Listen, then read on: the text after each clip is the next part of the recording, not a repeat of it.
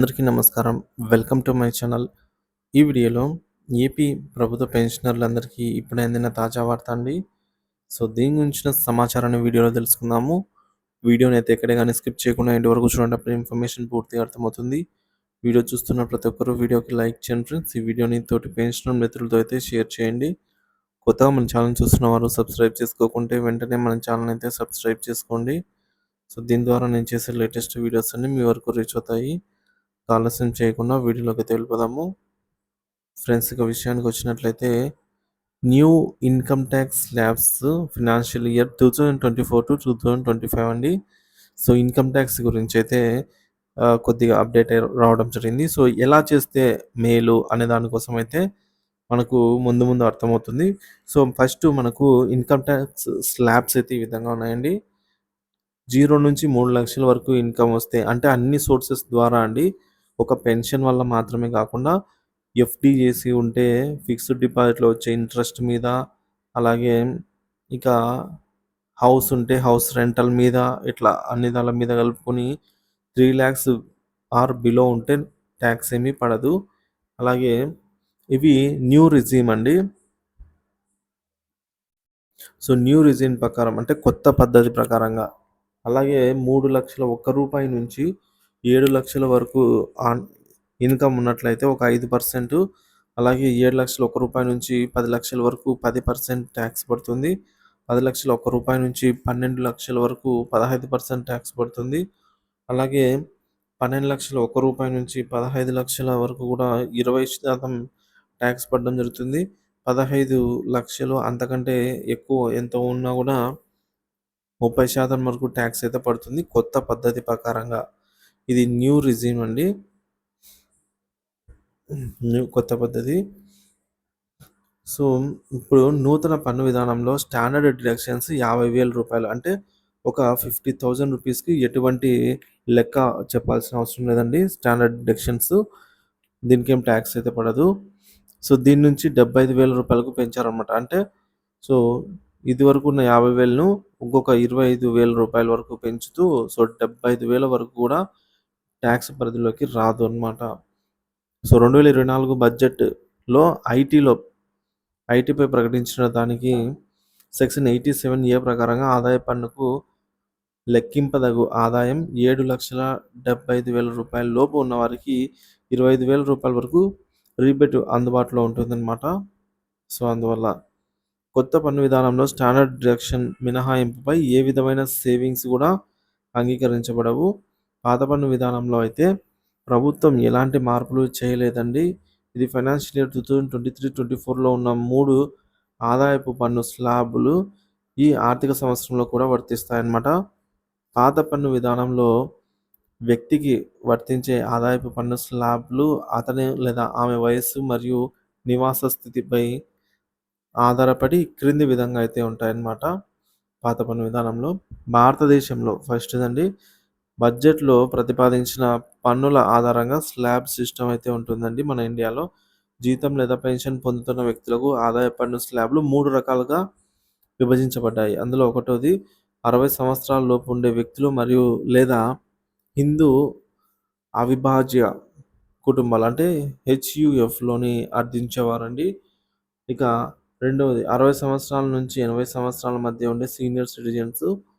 ఇక 80 సంవత్సరాలు లేదా పైబడిన సీనియర్ సిటిజన్స్. ఈ విధంగా అయితే విభజించడం జరిగిందనమాట 3 వర్గాలుగా. ఓల్డ్ రిజిమ్‌లో 60 సంవత్సరాల లోపు వారికి 2.5 లక్షల వరకు, అలాగే 60-80 సంవత్సరాల వారికి 3,00,000, 80 పైబడిన వారికి 5,00,000 వరకు కూడా ఎటువంటి ట్యాక్స్ అయితే ఉండదు. సో, ఇయర్స్ బేస్ చేసుకోనండి. సో, ఇక్కడ చూడొచ్చు 2.5, 3,00,000 అలాగే 5,00,000 వరకు కూడా మినహాయింపు ఉంటుంది 80 ఏళ్ళు పైబడిన వారికైతే. న్యూ రీజియన్ మరియు ఓల్డ్ రీజియన్‌లలో ఇన్కమ్ ట్యాక్స్ ఎలా పడుతుందనేది కొన్ని ఉదాహరణలైతే ఇప్పుడు మనం చూద్దాము. ఫస్ట్ న్యూ రీజియన్ ప్రకారంగా ఆదాయము రూ. 7,75,000 ఉన్నట్లయితే న్యూ ట్యాక్స్ రీజియన్‌లో అన్ని వయసుల వారికి ఒకే రకమైన స్లాబ్‌లయితే ఉంటాయి. సో, ఈ విధంగా ఓల్డ్ రీజియన్‌లో మాదిరిగా 60 సంవత్సరాలకు 2.5 లక్షలు ఇట్లా ఏమి ఉండదు.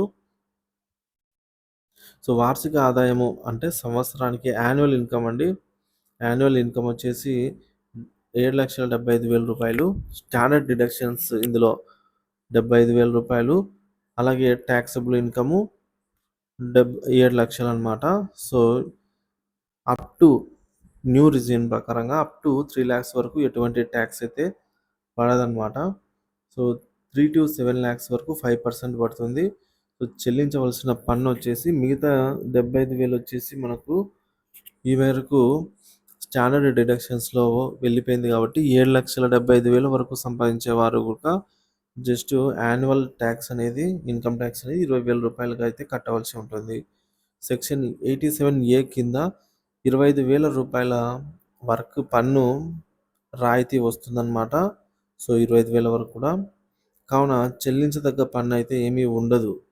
సో మనకు చెల్లించాల్సిన పన్ను కూడా ఏమీ పడదన్నమాట. ఈ విధంగా చేసుకుంటే సేవ్ చేసుకోవచ్చు. పాత పన్ను విధానం. పాత పన్ను పద్ధతిలో స్టాండర్డ్ డిడక్షన్ కింద 50,000 దీన్ని అదనంగా మనం చేసే సేవింగ్స్ అయితే అనుమతించబడతాయి. సో ఓల్డ్ రీజియన్లో సెక్షన్ 87A ప్రకారంగా ట్యాక్సబుల్ ఇన్కమ్ 5 lakhs లోపు ఉంటే ఆదాయ పన్ను 12,500 రూపాయలు మినహాయింపు అయితే ఉంది. సో ఏ విధమైన సేవింగ్స్ లేకుండా 60 నుంచి 80 మధ్య వయసు గల వారికి ఓల్డ్ రీజియంలో కొనసాగితే వారి వారి యాన్యువల్ ఇన్కమ్ వచ్చేసి 7,75,000 రూపాయలు అనుకున్నట్లయితే వాళ్ళకి ఏ విధంగా ట్యాక్స్ పడుతుందో ఇప్పుడు చూద్దాము ఉదాహరణతో. సో వయసు 60 నుంచి 80 సంవత్సరాల మధ్యలో అండి. వార్షిక ఆదాయం వచ్చేసి 7,75,000 రూపాయలు. ఇక్కడ ఓల్డ్ రీజియన్లో కాబట్టి 50,000 స్టాండర్డ్ డిడక్షన్స్కి అయితే పోతుంది. ఇక ట్యాక్సబుల్ ఇన్కమ్ 7,25,000 రూపాయలు. 60 సంవత్సరాలు పైబడిన వారికి అప్ టు 3 lakhs వరకు అయితే ఎటువంటి ట్యాక్స్ ఉండదు. ఇది ఓల్డ్ రిజిమ్లో అనమాట. అలాగే 3 to 5 lakhs వరకు 5% అంటే 10,000 రూపాయలు. ఇక 5 to 10 lakhs ఉన్నట్లయితే యాన్యువల్ ఇన్కమ్ 20% అంటే 45,000 రూపాయల వరకు ట్యాక్స్ అనేది చెల్లించవలసి ఉంటుందన్నమాట. మొత్తం ఈ విధంగా ట్యాక్స్ 5,500 రూపాయలు అయితే సారీ ఫ్రెండ్స్ 55,000 రూపాయలు అయితే చెల్లించాల్సి అయితే ఉంటుంది. సో ఇక్కడ మొత్తం అండి ఈ రెండిట్లోకి వస్తుంది కాబట్టి. సో దీనికి సెస్ కూడా అదనం. సేవింగ్స్ నుండి 60 నుంచి 80 మధ్య వయసు గల వారికి పాత రీజియన్లో కొనసాగే వారికి వార్షిక ఆదాయం 7,75,000 రూపాయలు ఉంటే పడే ట్యాక్స్ ఇప్పుడు మనం చూద్దాము.